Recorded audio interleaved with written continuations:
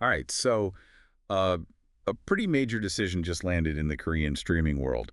We're talking about TVINE and Wave. That's right, the proposed merger between those two. They're significant domestic players, OTTs. Yeah, and the Korea Fair Trade Commission, the KFTC, they've made their ruling. Yeah, and combining them would really shake up the market over there. The big question was always how regulators would handle it, if they'd even allow it. And well, according to the source we're looking at today, this article from a Korean newswire service, it wasn't just a straight yes or no, was it? No, not at all. It's a conditional approval. They said okay, but there are some important strings attached, some pretty specific requirements. Okay, so that's the core of it then. Our mission for this deep dive is really to unpack those conditions. Exactly. Figure out what they are, why the KFTC put them there based on what the article says, and also, interestingly, what worries they looked at but decided not to act on. Right. Sticking purely to the source material here. And hopefully making clear what this all means for you, whether you subscribe or you're just watching how these big digital mergers get handled by regulators. So let's get into it. Okay, so headline, approval granted. But like you said, that word conditional is doing a lot of the heavy lifting here. Definitely. And the first condition, maybe the biggest one for users, it goes straight to the wallet, right? Pricing and service levels. It does. The KFTC is basically telling TVING and Wave you have to keep your current price points as they are For how long? until December 31st, 2026. So for a decent chunk of time. And they even detailed what happens if the two actually merge into a single platform. Ah, okay. Because that's a possibility. So if they do integrate. Any new plans they launch under the combined banner, they have to be sort of similar in price and service level to what TVING and Wave offer now. And that rule also lasts until the end of 2026. That's right, same deadline. But they also thought about current subscribers. How so? Well, if you're already on a plan with either TVING or Wave before some new integrated service rolls out, the KFTC says they have to let you stay on that plan. Okay, grandfathering people in. That seems fair. Mm-hmm. And there's this other really specific rule, too, about resubscribing. It shows they were thinking about how people actually use these things. Oh, yeah. What's that? Well, say you're on one of those older plans, pre-merger, and after the new combined service launches, you decide to cancel for a bit, maybe take a break. Happens all the time. Right. The condition says they have to let you resubscribe to that exact same old plan if you come back within 1 month of canceling. Wow. Okay. That's very specific. They're really trying to prevent people from being forced onto potentially pricier new plans just because they paused. Seems like it. That resubscription detail suggests they really considered that pause and return behavior. Stops people getting sort of trapped out of their old deal. So the big question then is why? Why did the KFTC feel the need for these pretty detailed conditions? What was the core worry? The fundamental concern, according to the source, was this risk of, and this is their term, actual restriction of competition, specifically in the market for paid subscription OTTs focused on pre-produced content in Korea. Okay, so they looked at the landscape and just saw less competition as a problem. Pretty much. They pointed out, this merger takes the number of major domestic players down from 4 to 3. Right, and they had market share numbers to back that up. Ugh. From last year, I think, Netflix was leading. Yep, Netflix at about 33.9%. Then TVING was 21.1%, Coupang Play at 20.1%, and Wave had 12.4%. So combining TVING and Wave, that puts them where? Puts them at roughly 33.5%, so Yeah. neck and neck with Netflix, basically. Yeah. And the KFTC's worry was, with fewer big competitors slugging it out, this new combined company would just have more power, more ability to raise prices down the line. Which makes intuitive sense, right? Less competition, less pressure to keep prices low. Exactly, and they specifically flagged this concern about a sort of de facto price hike. What do they mean by de facto? Like a hidden increase? Kind of. If the merged company decided, okay, no more subscribing just to TVING or just to Wave, you have to buy the combined bundle. Well, for someone who only wanted one of them before. They'd suddenly be forced to pay more for stuff they didn't want just to keep access to the content they did want. Yeah, okay, I see. Right. And another big piece of the puzzle here was what the KFTC called the stickiness factor. Stickiness. Yeah. How hard it is for users to leave. Exactly. They noted that people really value the unique content you can only get on these platforms. The article mentions things like real-time broadcast channels or the exclusive mobile rights for Korean Pro Baseball, the KBO. Ah, okay. So if you need to watch your KBO games on the go or catch certain shows live, You're kind of stuck with the service that has it. You're less likely to switch even if prices go up a bit. It gives the platform more leverage over you. like that unique content is key. And here's where it gets really interesting with the details.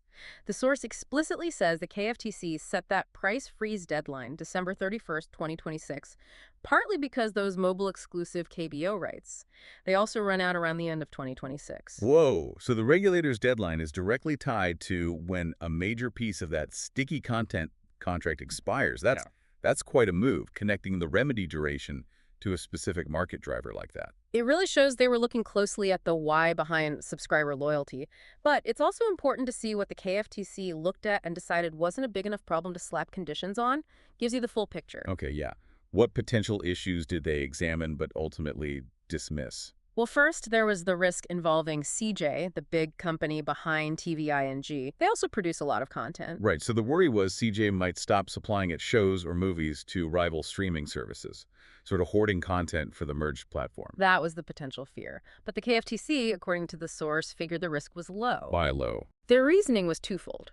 One, competitors apparently don't rely that heavily on CJ content to begin with. And two, there are lots of other places to get content, other producers, other licensing deals. It's not like CJ holds all the cards. Got it. So rivals wouldn't be, like, cut off at the knees if CJ prioritized its own platform. There are alternatives. That seems to be the logic. Then the second concern they dismissed involved SK, the company on the Wavve side. They have big telecom and paid TV businesses. Okay, so the worry there was that SK could use its phone or cable bundles to push the new merged streaming service and maybe exclude competitors like Netflix or Disney Plus from similar deals. Exactly. Could they leverage their existing customer base unfairly? But again, the KFTC thought this risk was low. And the reasoning this time. They pointed out that even if SK stopped offering bundles with, say, Netflix, users could likely still get Netflix bundled with other providers like KT or LGU+. There's competition in the bundling market itself. So other telcos and internet providers offer similar deals, keeping things competitive. Right. And they also noted, crucially, that SK can't force its phone or internet customers to take the merged streaming service bundle. People still choose which OTT they want. Okay. So sufficient choice for consumers and alternative routes for competitors in both the content supply and the bundling areas meant no need for specific rules there. That's what the article suggests. The conditions really landed hard on the core issues: price, service flexibility, and that duration linked to the unique content leverage. That's where they saw the most direct potential harm from the combined market power. The source mentions briefly how these conditions actually came about. It wasn't just the KFTC dictating terms. Yeah, it notes there's a system where the companies involved, TVING and Wavve in this case, actually propose remedies themselves to address the competition concerns the KFTC raises. Oh, okay, so they suggest solutions. Right. And then those proposals are reviewed, apparently with input from experts, before the KFTC makes a final decision. So it sounds like a bit of a negotiation or at least a structured dialogue. Interesting. Adds a bit of context to how these things get hammered out. And what about going forward? Are they just going to let them merge and hope for the best? No, the KFTC stated pretty clearly they'll be keeping a close watch on the merged company. Monitoring them. Yeah. They said the goal is to make sure the new entity focuses on, innovation and actually competes fairly with the other big players, Netflix, Coupang Play, Disney Plus thing. And they warned they'd take strong action if any legal violations pop up. So ongoing oversight is part of the deal. Make sure they stick to the conditions and don't try anything else later. Seems so. The KFTC's stated goal, as the source puts it, is kind of a balancing act. How so? Well, on one hand, protect subscribers, stop prices jumping unfairly because of reduced competition. But on the other hand, allow the merger to happen so maybe the combined company can invest more, create better content, potentially improve the service overall. Right. The idea being that a stronger domestic player could ultimately benefit users if the competition issues are managed. Exactly. Balancing potential scale benefits with immediate consumer protection. That seems to be the tightrope they're trying to walk. It really sounds like that classic regulatory puzzle, doesn't it? Letting companies combine to potentially get stronger and innovate, which could be good for users in the long run. Without letting them immediately use that new power to jack up prices or limit choices for those same users. Yeah. This decision, with these specific timed conditions, It feels like a very calculated attempt to thread that needle. It certainly looks that way based on the KFTC's reasoning laid out in the article, a targeted intervention. Okay, let's try and pull this together then. KFTC gives the green light for the TVING Wavve merger. Big news. But with significant conditions attached, primarily holding prices and service levels steady until the end of 2026. And the why behind that was concerns about competition shrinking in the Korean streaming market and the power the new company would get from its unique, sticky content like that KBO baseball. Right. And that KBO contract expiry seems directly linked to the deadline they set. They also looked at, but dismissed, worries about content hoarding by CJ or unfair bundling by SK.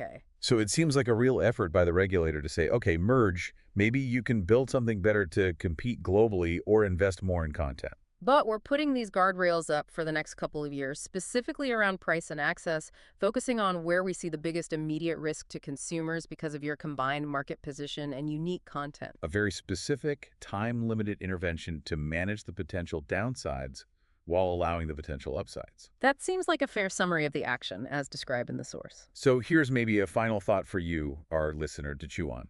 Given how specific these conditions are, especially that end of 2026 deadline tied to pricing and to that KBO baseball content, what might this tell us about the strategy the new merged TVING Wavve company might be thinking about for January 1st, 2027? What happens the day after those conditions expire? Something to ponder.